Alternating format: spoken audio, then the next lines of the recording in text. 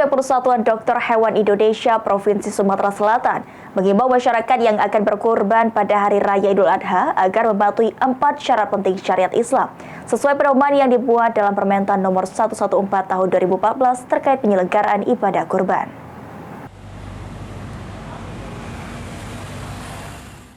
Sesuai dengan pedoman yang telah dikeluarkan oleh Menteri Pertanian pada Permentan Nomor 114 Tahun 2014, penyelenggaraan kegiatan hewan kurban harus memenuhi 4 persyaratan penting, meliputi persyaratan hewan kurban, tempat penjualan alat angkut, dan tempat penyembelihan.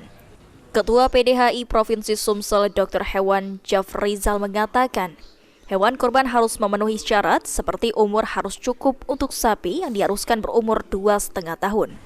Kemudian untuk kambing diharuskan berganti 1 pasang gigi atau sudah berumur 1 tahun lebih. Hewan kurban juga dipastikan dalam keadaan sehat atau tidak memiliki penyakit yang terlihat jelas. Tempat penyediaan harus disediakan oleh orang yang mengerti syarat ataupun syariat hewan kurban. Kesejahteraan hewan kurban di tempat penjualan juga menjadi salah satu syarat penting.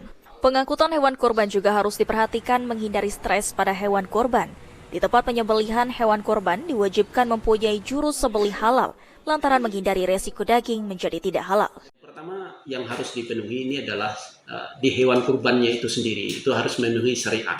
Ya, syariat hewan kurban yang pertama itu adalah terkait dengan umur harus cukup, ya kan? Cukup artinya sudah akil balik, yaitu sapi di 2,5 tahun atau berganti gigi tetap, gigi seri menjadi gigi tetap. Yang kedua untuk kambing ini harus berganti 1 pasang gigi, itu di umur 1 tahun lebih ya.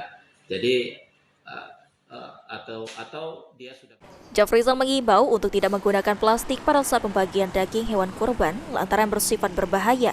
Selain itu, kepada warga yang ingin membeli hewan kurban dianjurkan untuk membeli hewan yang sesuai dengan syarat. Ilham Mayudi, PAL TV.